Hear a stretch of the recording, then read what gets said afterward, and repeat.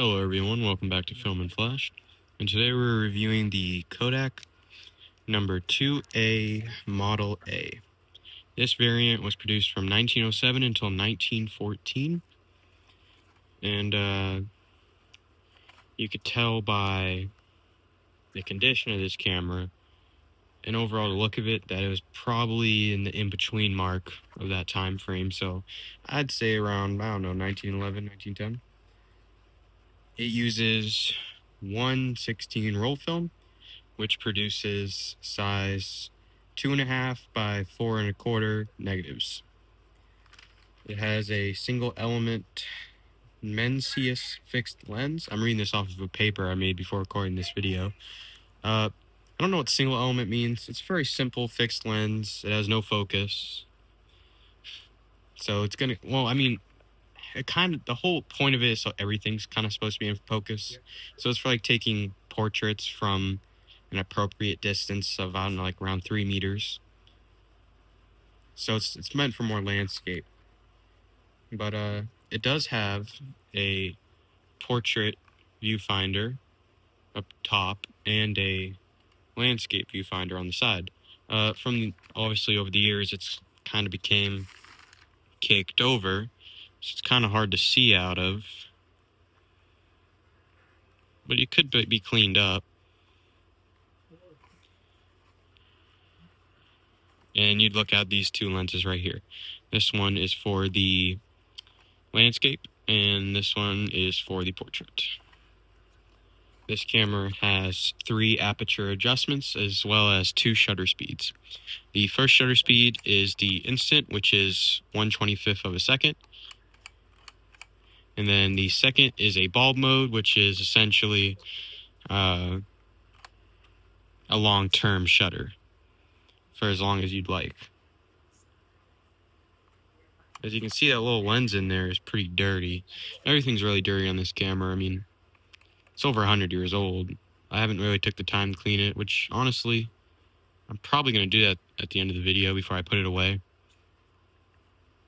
Anyway, let's show you, and that basically how to activate the bulb mode. You kind of just pull this tab up. Then when you're done, you just pull the tab back down and it goes back to before. Pretty simple. A little neat thing about this is you can actually activate the shutter like that in both positions. The idea behind it is it's a rotary shutter, and there's supposed to be a little return spring that snaps it up. But actually not quite sure what to make of it. I kind of feel like it was designed like this on purpose, so you can activate the shutter twice. But in my opinion, it's kind of convenient, because you don't have to worry about popping it down, going all the way up, and doing it again. So, I don't know, I feel like it makes on-the-go photography a little bit easier. This is your film winding / film advancement knob / rewind knob. You can do a lot of fancy stuff in one. And let's go over the aperture real quick. So, you may be wondering, it's a box camera. It should have a fixed aperture, like the majority of them do. But this one, for some odd reason, has an adjustable aperture. Also, I think it's missing some kind of glass here, because I shouldn't be able to just stick my finger in there. But it might not be. Basically, you pull this up, and as you can see, I think they're hidden right here, and it's a metal tab that you pull up and down. My research told me it's rotary, but that's not true. I can tell it's not true. Okay, so your 3 apertures are f10, which is this one right here. Your first one's f11, which is this one right here. And then your second is f16, which is this one right here. And then your third is f22, which is this one right here. So it goes from least constricted to most constricted. So basically it allows you to shoot in a variety of lighting types. So I would say it's good for darker photography. However, that's not extremely wide. So you could do evening shots for sure. But I wouldn't do pitch black. Most film cameras aren't good in pitch black anyway without an external flash unit, or built-in, depending on if you have a new film camera. So pretty much during the day all the way up until nighttime, you're good to go. And you can shoot in a variety of lighting environments for sure. And then to adjust them, you just pull up on this until you get the one you want clicked in. They click. You can hear and you can feel and hear the click. So you just pull this little tab up with your fingernail. The big tab is for the aperture and the little tab is for the shutter. Pretty simple, straightforward, but it's a little neat feature, which would kind of make this a little bit better than other box cameras, but there are also things that it's worse at than other box cameras, of course. So you may notice this is a lot larger than most box cameras were later. Most box cameras after, I don't know, 1935 were about 35% the size of this, or at least half the size of this. This construction is cardboard with black leatherette. However, the little internal part of this camera is metal. I'll show you that in a little bit. And basically, when this first came out, sorry, I got bad allergies.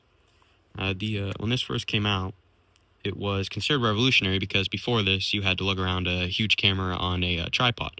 Those of you who've seen early photography, where it's kind of like you flash it onto this little portrait, this little wooden portrait thing, you stuck in the back of it, and you had to stick a curtain over yourself. And that was what you had to take pictures of. This was revolutionary in the sense that you could carry it around, put it in a satchel, and take pictures, which was unheard of before then. You could still lug around a tripod, but, you know, it's obviously not your go-to. And you can see the actual little wood right here.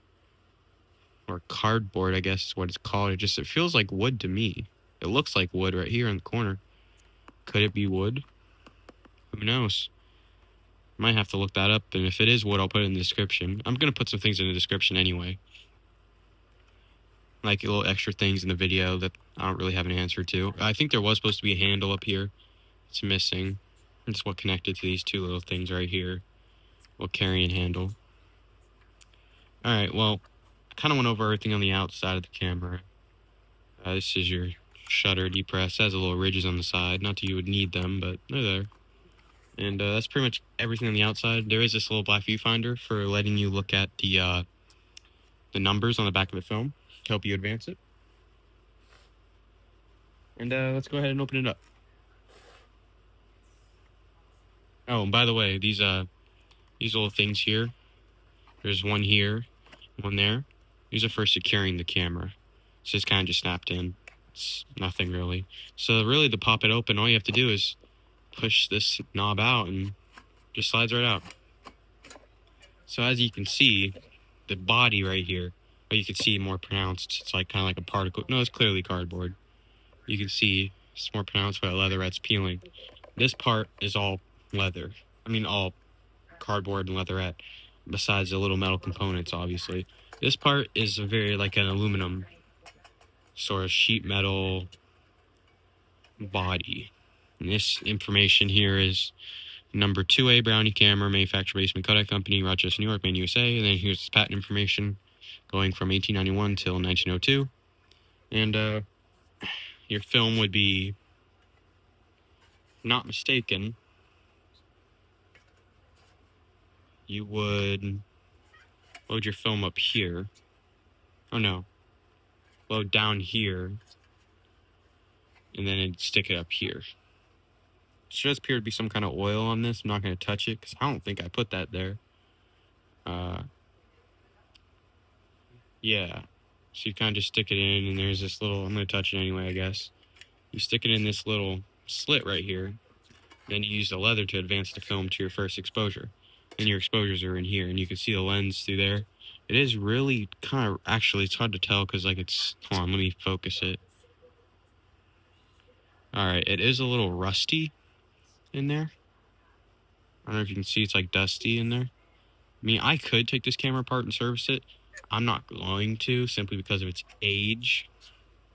I don't want to mess it up anymore, and it already is. If it was a little bit newer and maybe a little bit less important to me, I would, because it's like the oldest camera I have in my collection. I can't risk damaging it. I'd definitely open it up and try and fix it, because I do repairs on these. They're pretty straightforward, especially these older ones. There's basically as simple as changing a light bulb. Not really exaggerating either, besides a few screws and making sure you don't break anything. It's not that hard to service, really. Might be a little side hustle if you guys want to try and get into it. So apparently you can only advance the film one way. Let me see if there's a way to advance it a different way. I'm just doing a little bit of experimenting. I'm not sure if it's going to go anywhere. Wait, hold on. I have an idea. Okay. No, so apparently you can't do a film rewind with this. It's only one way. It's not omnidirectional. A little fancy vocabulary word for you guys. It's only one way, which is for advancing it forward, I guess, by going this way. That doesn't sound right. If you're going this way, you would be rewinding it, right? Yeah, because you're pulling it back towards you, and that's rotating the film counterclockwise.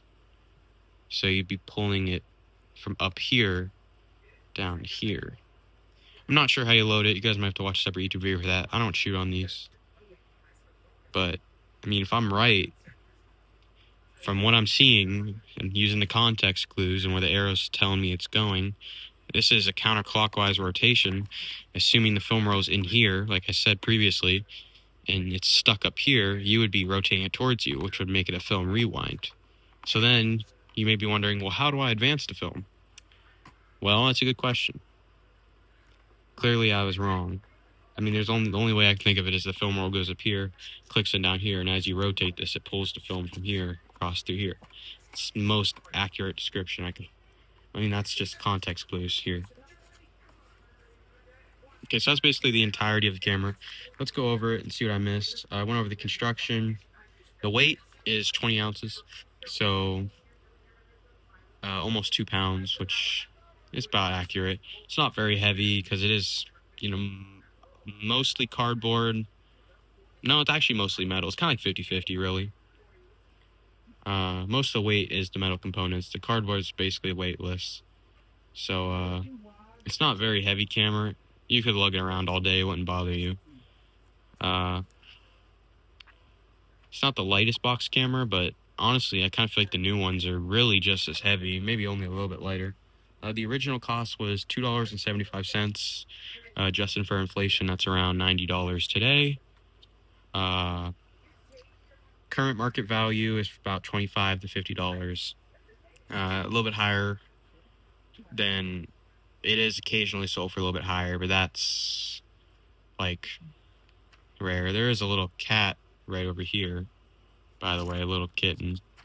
It's messing with the paper.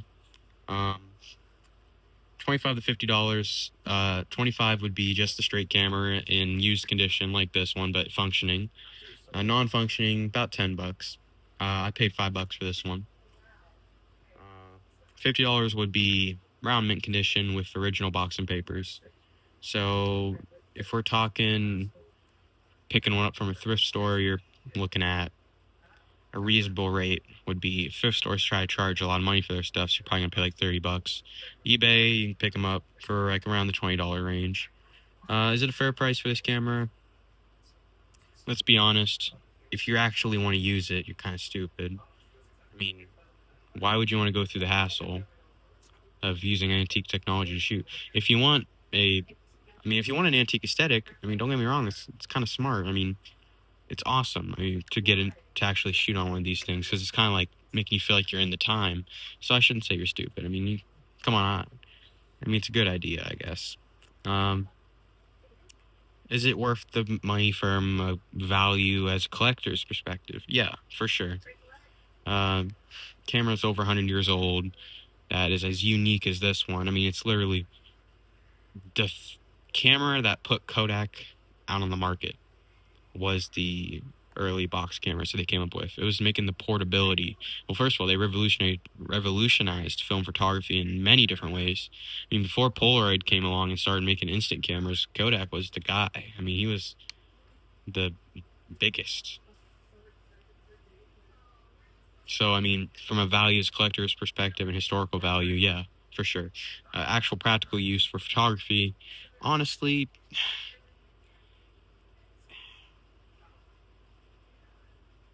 if you're looking to buy a box camera, yeah, I would say this is probably one of the better options, only because you get, well, I mean, almost all of them have two viewfinders, so let's not say that part, but you get aperture adjustment, which is very uncommon for box cameras. I mean, I have tons of their newer Kodak box cameras, like the 616, the Hawkeye, the 620, which is really popular, probably one of the most popular ones. None of them have variable aperture adjustments. So, uh, yeah, it's probably definitely worth it if you're looking for a film photography box camera. For the price point, obviously, it's a good deal. And it's decently durable. I mean, if you drop it on concrete, you're probably going to break it. Like I've said in my previous videos, most cameras can't withstand that kind of force. But due to it not being too heavy and most of the important stuff being made out of metal, I mean, obviously, if you crack the cardboard and light gets to it, it's going to ruin your film. It's going to be, uh, durability is going to be okay. You know, you ain't got to baby it, but you also can't be extremely rough with it. Just treat it like you would any other camera. Treat it like you would a Leica or like a Hasselblad. Then how you should treat all cameras, really. Uh, Waterproof, you know, as far as water resistance goes, uh, probably going to be okay to get some rain on it. Not heavy rain, but light drops here and there is fine. Maybe a splash of water is going to be okay. Definitely wouldn't submerge it. Water probably could seep through these cracks really easily and get in there and ruin your film. Maybe even ruin the camera. So splashes and light rain, probably going to be okay. Just try to avoid it. I wouldn't shoot. I mean, you can shoot out in light rain for sure. Like if you keep it under an umbrella, moisture is not going to be too big of a deal. Like as long as like getting into there, it's sealed enough where you can have it out in moist environments. If you're shooting on a cruise ship or like a fishing boat, you're fine. You're fine, honestly. Just don't drop it. Um, I went over basically everything there is to say about it.